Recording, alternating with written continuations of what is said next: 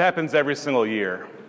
About a month before Christmas, I'll be talking to my mom, and this is how the conversation goes. Mom, what time's Christmas at this year? Like, what time do you want to have Christmas dinner? You see, we used to have a tradition where it was Christmas Eve, but I'm a little busy then, so we can't do it. So now every single year, it's like a moving target of what time dinner is at. So I say, Mom, what time's dinner at? And she goes, well, what time do you want it at? Which is always a tricky question. I'm like, 7 p.m. sounds great to me.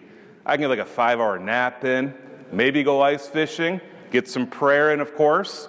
And she goes, yeah, 7 p.m. is not going to work. Well, why did you ask?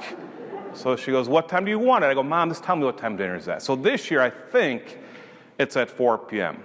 But I'm not going to lie, I'll be sending a text later this morning saying, what time is it again? Now, the other question that always happens about a month before Christmas is this. I ask her what time's dinner, and she responds whatever time she wants, right? Then the next question, she goes, what do you want for Christmas? Let me rephrase that. This is how she says it. What do you want for Christmas? And she asks it that way because it's always the same answer. Nothing. I don't want anything. And she looks at me, she says, come on, give me a clue. Mom, I'm good. I'm an adult. I don't need anything. And then she goes, fine, I'll surprise you. It's great. And of course, I ask her the same question. I say, Mom, what do you want for Christmas? Nothing. And that's where I get it from, right? Now you ask a kid, what do you want for Christmas? They never say nothing. They give you a whole list. I want a Nintendo Switch. I want Paw Patrol stuff. I want whatever it may be. And as a kid, I was the same exact way. I mean, in the early 90s, it was a great time to be a kid. What do you want for Christmas? And my brothers and I got together, and we said, we want a Nintendo. So for like 2, 3, 4 months before Christmas, we're saying, Nintendo, Nintendo, Nintendo. And sure enough, Christmas came around, we got a Nintendo. It was awesome. We played Duck Hunter for like 2 straight weeks. It was amazing. And then a couple years later, what do you want for Christmas? We want the Sega Genesis. My dad's like, you got a Nintendo, what's the difference? Well, the Nintendo has 2 buttons. The Sega Genesis had 3 buttons. It was quite the improvement. So sure enough, we got the Sega. We were playing Sonic the Hedgehog, a couple other great games. The graphics were simply amazing. Not really anymore, but back then, they were really amazing. A couple years later, what do you want for Christmas? The Nintendo 64. My dad says, not a chance. We're done with game systems. No more. And that's good. We didn't need any more game systems after that. But of course, as kids, this is what we want. We want all these different types of gifts. And I guess it makes sense. Now as an adult, not so much. But I go to my nieces, I go to my nephews. Once again, my niece, Genevieve, what do you want for Christmas? My nephew, Henry, my godson, Charlie, they all want Paw Patrol stuff. So, I mean, I think I have a monopoly on the Paw Patrol stuff that I get them. But in reflecting on this homily, I realized, there's something strange about Christmas. There actually is something strange about Christmas. We get gifts, but it's not our birthday. Think about it. We get gifts, but it's not our birthday. It's Christ's birthday.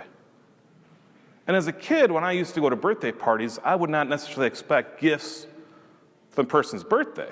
Maybe I get a party bag or something. But I'd expect to bring them a gift. Maybe a game for Nintendo. I don't know, maybe you get crazy, right? But in this Christmas season, then we should probably ask this question, this most important question. What are we giving Christ for his birthday?